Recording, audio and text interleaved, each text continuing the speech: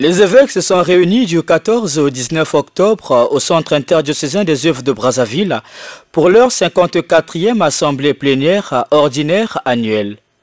Cette assemblée plénière a réuni l'ensemble de l'épiscopat congolais sur le thème « La vie et la mission de l'Église Famille de Dieu au Congo-Brazzaville » 30 ans après la publication de l'exhortation post-synodale Ecclesia in Africa. Durant 4 jours de travaux intenses, les évêques, accompagnés de leurs experts, ont discerné ensemble ce thème qui invite l'Église du Congo à revisiter son engagement pastoral, à renouveler son engagement missionnaire et à affermir son témoignage au cœur des réalités de son temps afin de bâtir une Église famille de Dieu où règne l'amour, la justice, la réconciliation, la paix et le pardon. À l'issue de cette 54e assemblée plénière, qui s'est clôturée par une messe d'action de grâce le 19 octobre, dimanche des missions, en l'église à Jésus ressuscité et de la divine miséricorde, les prélats congolais ont délivré un message au peuple de Dieu et aux personnes de bonne volonté pour le renforcement de la foi et le témoignage au Christ. Voici un extrait du message. Aux séminaristes et aux novices, vous avez reçu l'appel de Dieu dans des circonstances particulières pour être configurés au Christ bon pasteur. Apprenez donc à vivre les 4 proxys préconisés par le pape François.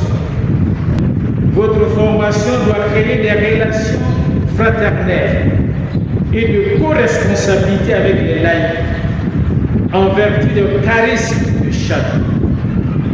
Soyez attentifs à l'utilisation éthique des technologies modernes, Facebook, WhatsApp, TikTok, pour préserver la vérité, la confidentialité et le droit à la vie privée.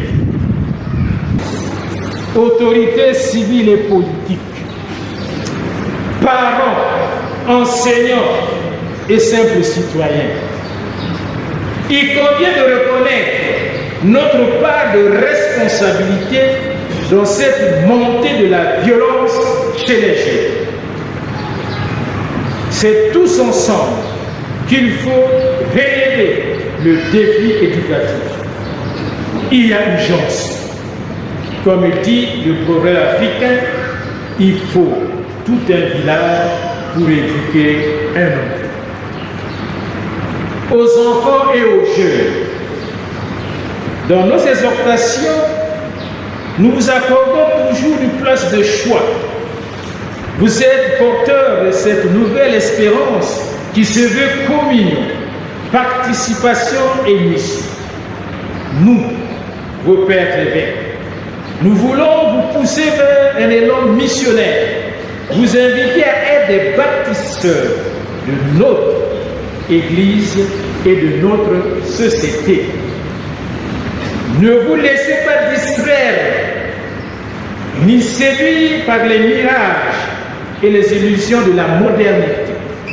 Soyez des jeunes enracinés dans la foi chrétienne, des jeunes qui se situent à contre-courant des faux cultes à la jeunesse, du leurre de l'apparence, de la vie superficielle en proie à la drogue, au banditisme. Méfiez-vous de la réussite facile.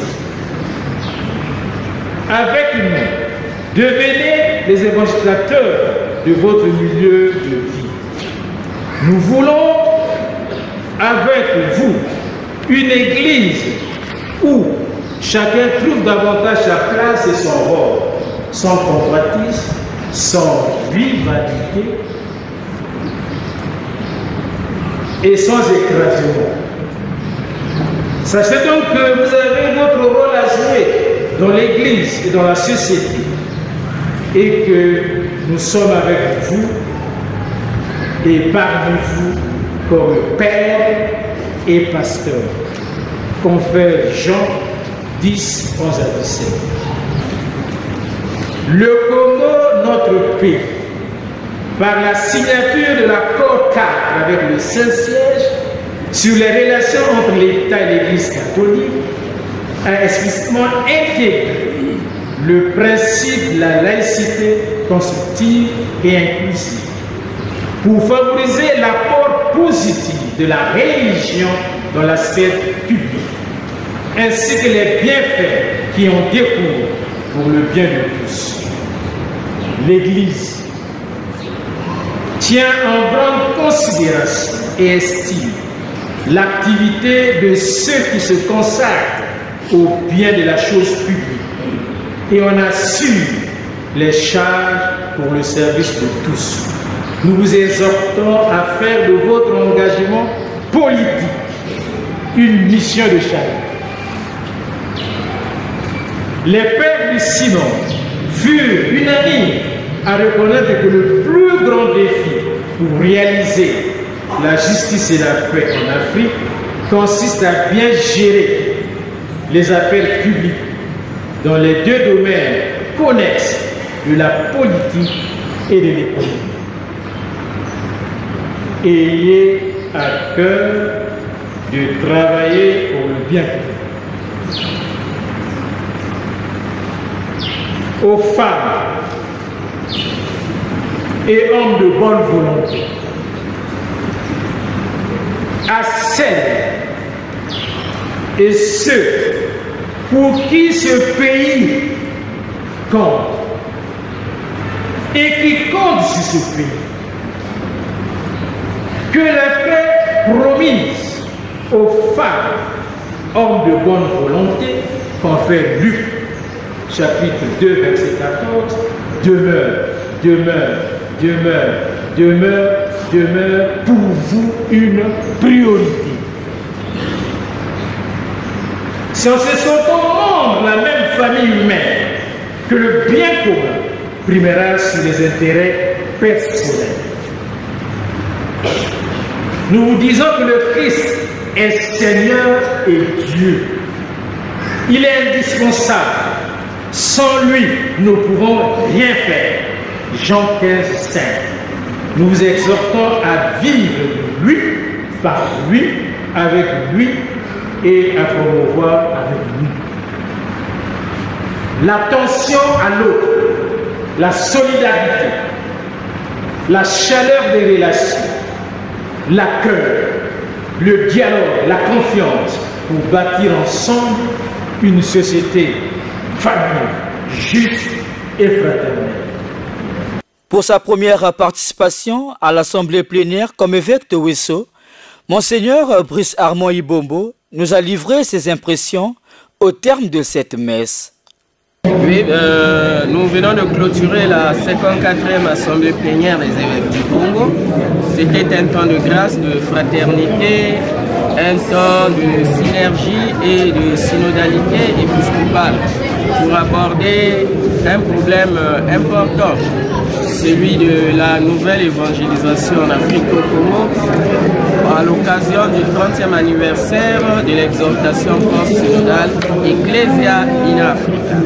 Et nous avons voulu, en examinant ce document pontifical, cet héritage précieux que nous a laissé le pape Jean-Paul II, et bien de trouver des voies et moyens pour relancer les défis de la nouvelle évangélisation.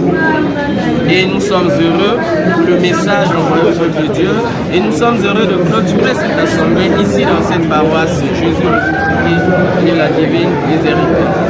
Et que Dieu bénisse et soutienne l'Église du Congo. Merci.